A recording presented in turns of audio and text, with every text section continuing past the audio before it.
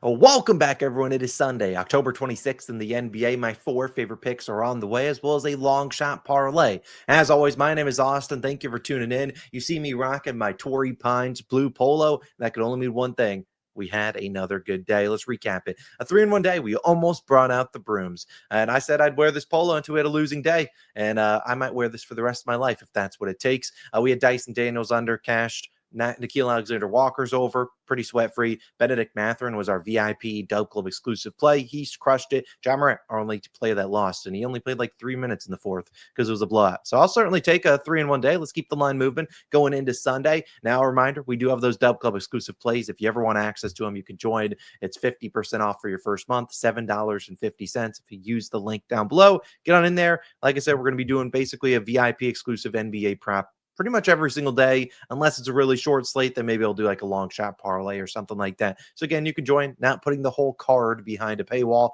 but again, at least one pick to give those people some benefits and, get on in there. Also, those lines probably don't move as fast as the ones that I put out to in these videos. But let's dive into things. Obviously, it is Sunday, so normally my NBA videos are the least viewed of the week today. And so if you want to go check out our NFL videos, you can. I'm highlighting this video, although I do have 3 for the NFL on Sunday, is because this one has a plus 75,000 odds parlay. $10 on that puppy would turn into 8,000.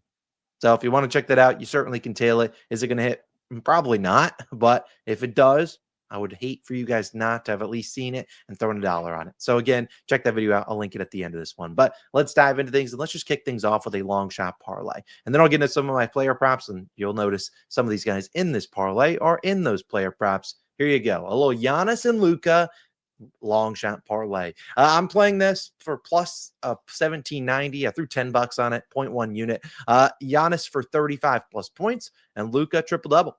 Look, no, not many people are betting the NBA on Sundays. We know that. So let's capitalize. I'll talk about each of these props and why I like it later on in this video. But you can throw a couple bucks on it. It was between about this odds on Fanatics to like plus 14 something on FanDuel. So pretty significantly better on Fanatics over there. We like it. Plus 1790. I'll highlight both of these guys and their matchups and why I like them throughout the video. So again, you can tail that if you seek. Let's cash that puppy on a Sunday. Normally, the people don't watch on Sundays, and then we have a good day, and then the Monday comments are just, why did I miss the video out? Just saying. First play, let's talk about Luka. We're on his over 16.5 rebounds plus assists, minus 104 on FanDuel. Again, just playing this for a half unit. Maybe we up the unit size. You never really know when's the right day to up it, but maybe we do that on Monday, depending on if today goes well. But I really like Luka. Obviously, I'll have him for a triple-double, but I think there's upside in both these categories. Now, for the rebounds, he's been the number one rebounder for this Lakers team, and we've seen that in the first 2 games, 11 and 12 rebounds. So pretty good, pretty consistent. He's there. He's grabbing boards. And when you think about this matchup against the Kings is, well, Luka's not guarding DeMar DeRozan. He's not guarding Zach LaVine. He's not guarding Dennis Schroeder, whoever it may be. He's always guarding the lowest usage guy. And you think about DeAndre Ayton, he's going to have to worry about boxing out Sabonis. So again, Luka's just down there grabbing boards, what he's been doing. And obviously, I think he can continue to do that here. Now, he's also been grubbing on the assist too. And I don't love taking assist props on the road, but I think there's high upside here. We think about him in the first 2 games, 9 and 8 assists. So he's right there and getting the triple double. The 9 and 8 will happily take that towards the 16.5 line. And again, I'll start using Props Madness a little bit more. Once there's a little bit more data, I'll use that site pretty much in every single video. I will highlight that later in life. But like I said, 9 and 8 assists. But the brother has scored 43 and 49 points. So it's not even like he needs to pass, and he's still cooking. This is a much different matchup than what he's seen so far this season with the Warriors and the Timberwolves, who trust their perimeter defenders. I don't think the Kings have a single person that can even sniff a chance at slowing down Luka. They're not putting DeMar DeRozan saying, have fun out there, buddy. I think if Luka tries to drive, or heck, he gets calls for a screen, you are going to see a double team come. And they're going to force the Lakers role players to knock down shots on the road. Now, there's some obviously volatility there. The Lakers supporting cast is not the best. No LeBron. Sure, Reeves is out there. He is, I believe, questionable, if I'm not mistaken. Or, we'll see if he plays, but he should be out there.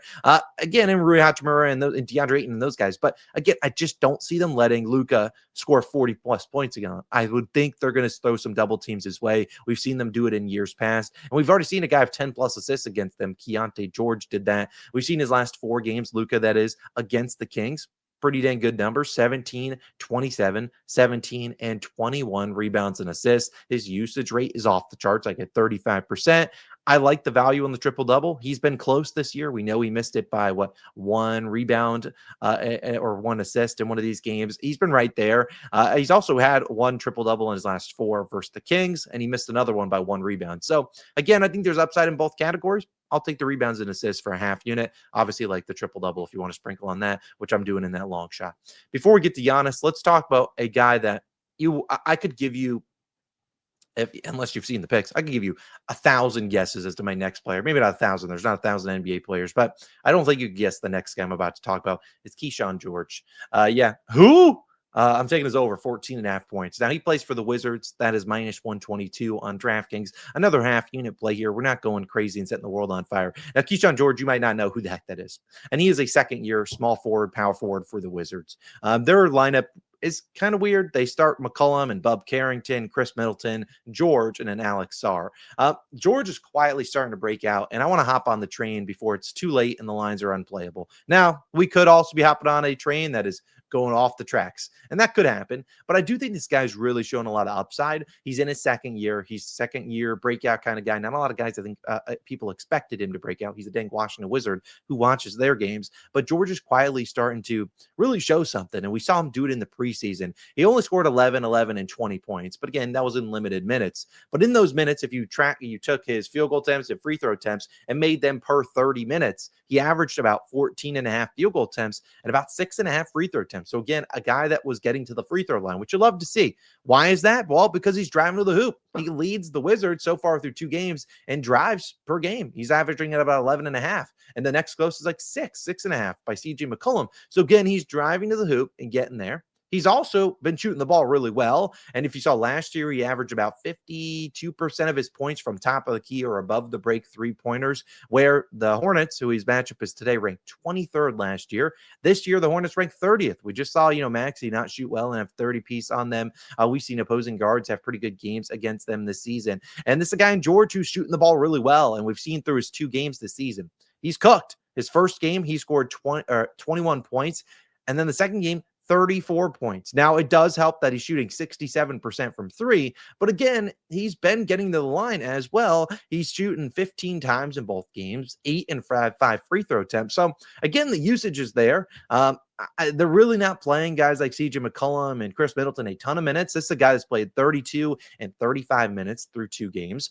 I think he's a trusted part of this lineup, and I think they want to continue to give it to him. He's obviously shooting the ball well. Why not roll with the hot hand here? I'm not really afraid of the Hornets at all. They're not a great defense. I certainly think a guy like Keyshawn George could continue playing well. I'd consider throwing him for 20+ points in that long shot parlay with Luka and Giannis, but I felt like I would kick myself if Luka and Giannis get it done, and I trust a guy like Keyshawn George, who obviously is not in the same stratosphere as those guys yet, but I do think he's playing really well, playing basketball well. We'll roll with Keyshawn George, see if he can come through. My third play, should be no surprise, is going to be Giannis Antetokounmpo, but it's not for just points. It's actually a parlay with him. It's a 2-leg same-game parlay. Giannis to score 30 points, and I also have his under 7.5 assists at plus 228 on DraftKings, playing this for a half unit. I much prefer to play this than taking his regular points or taking his assist line. You can do that. Obviously, I'm not opposed to either of them. I like the assists a little bit more than the points, but honestly, like both of them. There's a reason I put the points in the long shot parlay. Plus 228. I love it. Now, here comes the question. Austin, I only have a 6.5 line. I do like it there. Now, he has ended with 7 assists once. I do like it at 6.5. If you're on FanDuel, you can wait until like 2 or 3 hours before tip off, and they'll give you the alternate lines so you can tail this exact parlay and you can get a 7.5 assist line. Again, do whatever you want with it. Now, why am I on Giannis's under an assist and his over in points? Now, they obviously are heavily correlated. We don't want Giannis passing when I'm scoring, and I'm willing to fade the assist because Giannis goes on the road here for his first road game against the Cavaliers. The Cavaliers are a pretty decent defense. They also don't give up a ton of assists, and they have a guy in Evan Mobley who I believe they trust to slow down Giannis. And so I think they're not going to double team Giannis and leave guys like AJ Green, Gary Trent Jr. wide open from 3, or heck, even Miles Turner. So you should see Giannis get one-on-one coverage, and that's kind of what he's seen so far versus Cleveland over the last few seasons. In fact, if you were to look at his last 7 games when he's played at Cleveland, 5 or fewer assists in every single game. That includes recent games when he's getting like 3 and 4. So now you're telling me he gets 8, and I know he's a primary ball handler for them, no Dame. But again, it's still not easy. And we've seen in those games last year versus Cleveland, he had 30 plus points in every single one of them, scored 34, 33, and 30. The big thing, 22 or more shots in all three. Elite volume in those games. His parlay cashed in 2 of the 3. He had 9 assists in one of the games, 3 and 3 in the other 2. So I think this is a solid parlay. Under an assist, 30 plus points. Giannis, I'm surprised he's still at 30 and a half points line. The guy's just got elite volume. I know last game against the Raptors, they were doubling him like crazy, hence why we're on the over and assist that game.